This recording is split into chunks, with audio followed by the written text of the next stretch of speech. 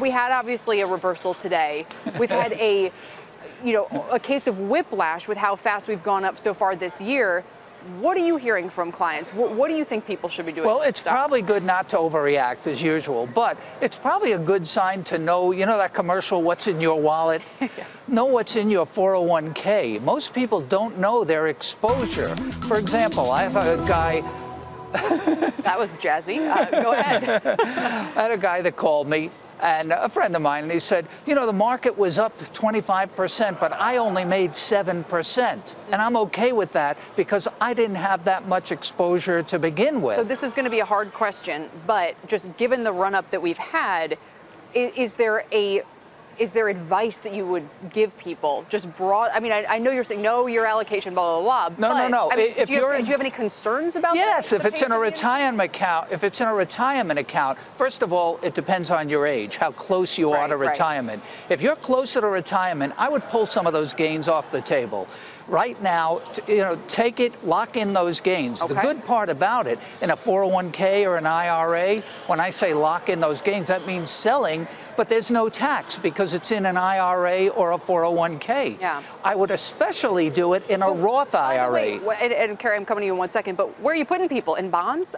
I would even take, I might even take, if you're close to retirement, take some of that off the table and put it in guaranteed income, maybe even in annuities. Oh, Lord. Oh, wait a minute. When you're getting towards retirement, income is more important than savings because savings can run out. Carrie, what would your advice be? Do you agree with this?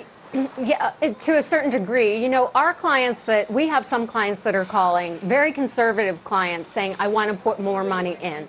So we have to pay attention to the behavioral aspect of this. It's very easy for us as professionals to sit back and say, hey, it's time to rebalance. And that's really what the message is right now.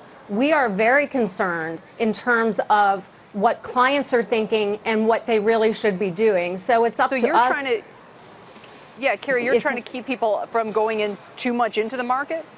Absolutely. And with existing portfolios, we are looking at the prospects of rebalancing. If a client has a certain exposure and risk tolerance and they've been invested all through 2017, their portfolios inevitably have more risk. So taking some gains, as Ed was saying, and redeploying those gains into other areas of the portfolio makes sense. It doesn't necessarily have to be fixed income or cash accounts.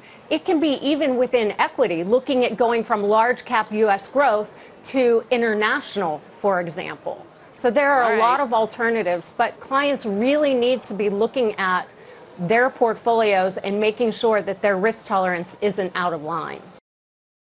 Hey there, thanks for checking out CNBC on YouTube. Be sure to subscribe to stay up to date on all of the day's biggest stories. You can also click on any of the videos around me to watch the latest from CNBC.